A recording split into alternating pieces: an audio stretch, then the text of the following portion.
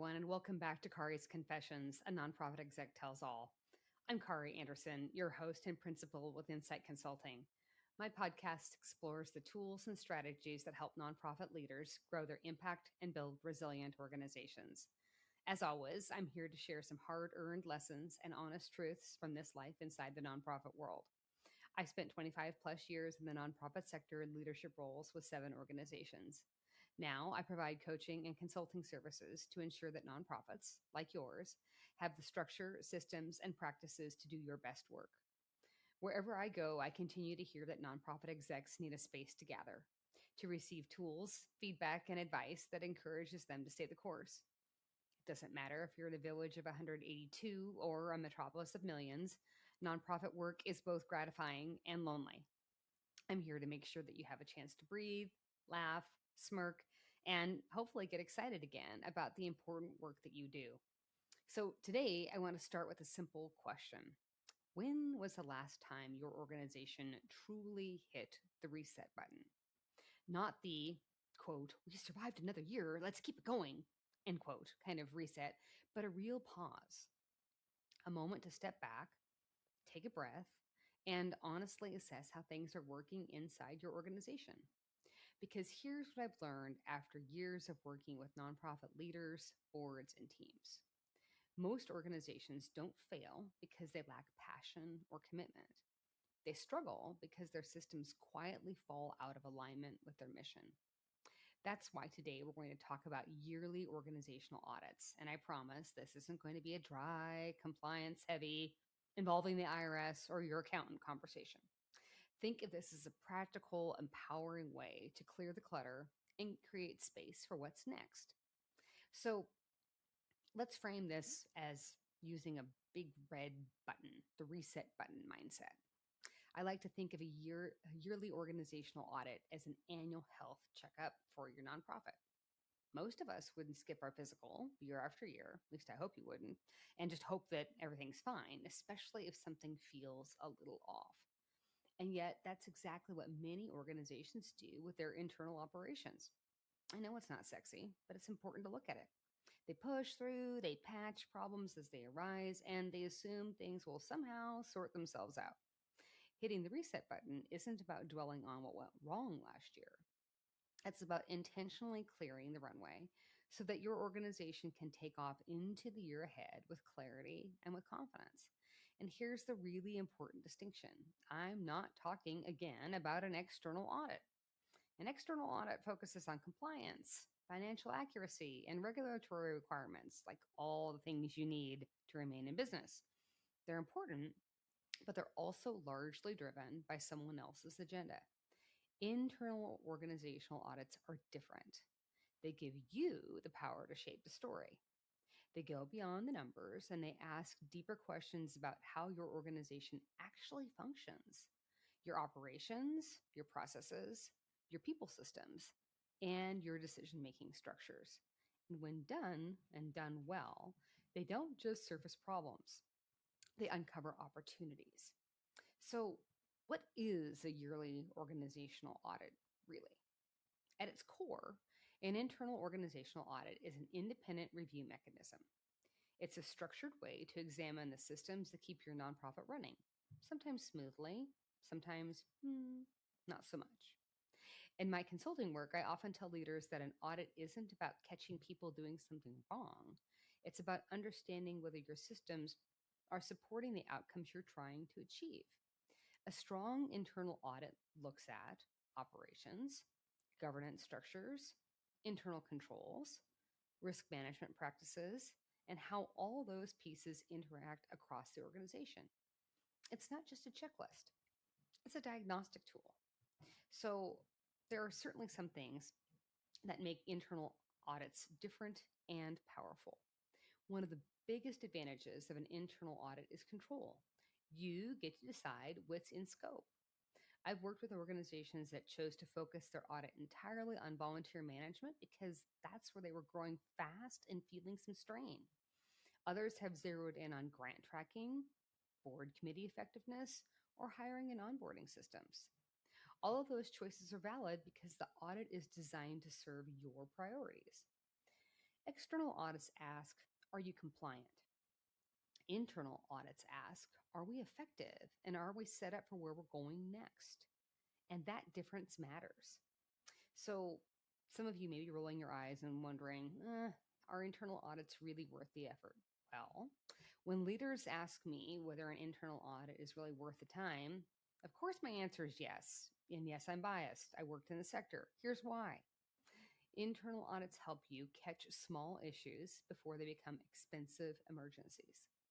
Internal audits help you spot patterns you're too close to see from inside the day-to-day work. Oftentimes, that's why you hire folks like me to come in and help you with the audit. Internal audits validate what's actually working well and identify where your systems are quietly holding you back. I've seen audits surface long-standing frustrations that teams assumed were just how things are, or we've always done it this way. And once those issues were named and examined, they become solvable. That's the power of stepping back with intention.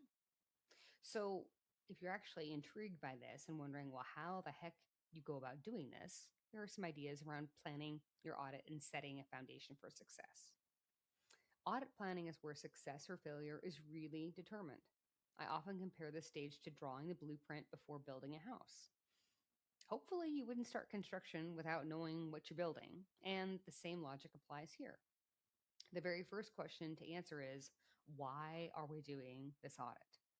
Are you concerned about financial risk, program effectiveness, compliance gaps, staff burnout, growth readiness? Your purpose drives everything that follows. From there, scope becomes critical. Trying to audit everything at once is like trying to drink from a fire hose. It's overwhelming and usually wildly ineffective. I encourage leaders to start by looking backward and forward at the same time. What issues came up in previous audits or reviews, if you've ever done one? What recommendations never quite got implemented? What systems have recently changed? That new grant management system, how's that working anyway? And what about the revised hiring process? How about a reorganized leadership structure? Those are prime candidates for review. And here's where audits truly become strategic, when you align your audit objectives with your strategic plan. If expanding youth services is a top organizational priority, your audit should ask whether your staffing models, data systems, and program operations can actually support that growth. That alignment transforms the audit from a compliance exercise into a leadership tool. Now, it's important, if you're actually going to undergo an organizational audit, to engage the right expertise. One of the biggest mistakes I see organizations make is trying to conduct an audit in isolation. The best audits are indeed collaborative. First, involve internal process subject matter experts, the people who actually do the work. They know where the real bottlenecks are, where the workarounds live, and which unwritten rules keep things moving. I've lost count of how many times a staff member has said to me, well, technically, that's the process, but here's what we actually do. That insight is gold. Next, bring in risk subject management experts, people trained to see vulnerabilities and downstream consequences. They ask the questions that aren't always comfortable, but are absolutely necessary. And finally, again, consider the external consultant. Yes, it's my job to say that, right? But external perspectives matter because we all have blind spots. Good Lord, I could show you my list that I had as an executive director. Consultants see patterns across organizations. We know what works, what doesn't, and what best practice actually looks like in the real world. The magic happens when these perspectives collide in a good way. I once worked with an organization where a long-standing finance workaround was viewed internally as a clever solution. An internal consultant, not even me, right, immediately flagged it as a control gap. A risk expert identified the potential exposure, and so together, my client's team designed a fix that was both practical and protective. That's the reset button in action. So you don't need to reinvent the wheel when it comes to audits, and there's no reason to overcomplicate things. Frameworks like the Institute of Internal Auditors International Professional Practices Framework, I know that's a mouthful, or COSO's internal control integrated framework. I've got links, email me, exists to help you give structure and consistency to this process. Now, I want to be clear, this doesn't mean you have to bury your team in jargon. We do a horrible job with that anyway in this sector. What these frameworks really offer as examples is a shared language. You can have them be as simple or as complex as you want. When your board members recognize COSO from past roles or your consultants are fluid in IPPF standards, conversations move faster. And you don't have to use those frameworks, but it is important that you are developing shared language for the audit. Um, Ultimately, expectations are clear, decisions are easier, and when you layer in quality standards, you're not creating parallel systems. You're building one integrated approach that supports learning over time. I get the audits can be scary, right? The idea that we start foundationally and build up. That consistency over time allows you to compare results year over year and actually see progress. So, planning and meetings are going to be involved when you do an audit. Don't run away, right? I want to talk about planning meetings because we've all been in that kind of meeting that could have been an email. Please stop. The difference between a productive planning meeting and a frustrating one is preparation. Before anyone sits down together to talk through this organizational audit or how we're going to plan for it, gather your documents. These documents could include organizational policies, prior audit reports, performance metrics, strategic plans. Do this at least 2 weeks ahead of time. I'm also a big believer in pre-meeting questionnaires. If they're thoughtfully designed, research-based questions give process owners time to reflect, and they surface insights you'd never get if you're asking folks for answers on the spot. When people come into the room already thinking critically about their systems, and oftentimes we're protective of those systems, even if they're not working, the conversation can shift from what's happening to what does this mean? That's where the value lives. So I want you to think about what developing a strong audit program might look like for your organization. Your audit program is your roadmap.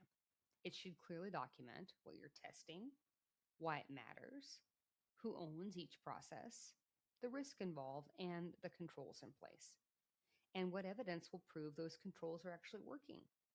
The best audit programs answer three simple questions. What are we testing? How will we test it? And what proves it's working? And your documentation should be clear enough that someone else could pick it up and run with it without tracking you down for clarification. Ultimately, that's the whole goal of the audit, right? We want to bust-proof our organization. We want the work to continue on whether we are there or not. That level of clarity saves time, reduces confusion, and creates consistency across your audit cycles. So before we actually start the field work in terms of this internal audit, it's a chance for you to pause. This is your quality control moment. Feedback from a staff member who's been designated as the chief audit executive or a senior leader brings a strategic lens, challenges assumptions, ensures your focus is aligned with organizational priorities. It doesn't matter what title you give to anyone who's responsible for this project. It's the pause that matters. So this individual can provide the reality check. Who's controlling the actual work on this audit? Which ones only exist on paper? And what's changed recently that actually could affect your testing? These conversations prevent painful mid-audit pivots and make the entire process smoother. So now it's time to test, right? And here's the key. We can't just have one method when we're doing our testing. We should be using inquiry, observation, document inspection, and reperformance. All of those tell a different part of the story. When you blend them, you've got an opportunity to really see what's going on in your organization. I've seen organizations, including those I worked for, discover gaps between what was actually documented, what was actually described, and what really happens. And that insight, while sometimes uncomfortable, is really, really powerful because you can't fix what you can't see. So some of this is fairly dull. Some of this might feel onerous.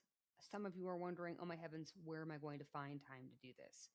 Here's what I would tell you in terms of why these organizational resets are worth it. When nonprofits commit to a yearly audit reset, the results often surprise them.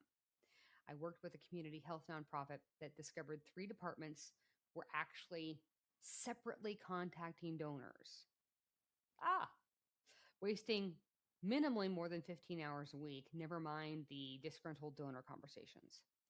Streamlining that process freed staff up for mission critical work and made the donors actually think that we knew what we were doing at that organization. A youth services organization uncovered duplicate software subscriptions and saved $23,000 on an annual basis. An environmental advocacy group reduced grant reporting time by 40%.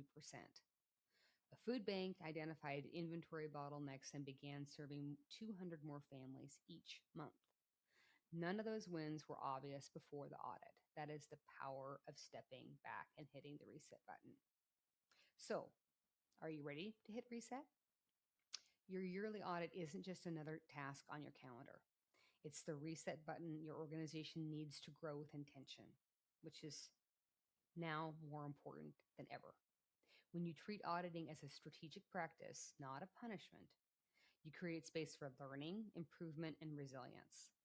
The organizations making the biggest impact aren't waiting for problems to force change. They're proactively examining their systems, questioning assumptions, and investing in clarity.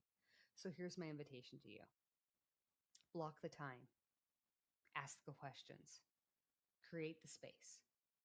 Stop putting out fires and start building fireproof systems. Thanks for joining me today for Kari's Confessions, a Nonprofit Exec Tells All.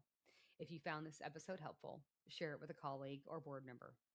Make sure to follow me on your favorite streaming platforms. And for additional resources and tools, follow me on LinkedIn. You can also check out my website at inciteconsultinggroup.com.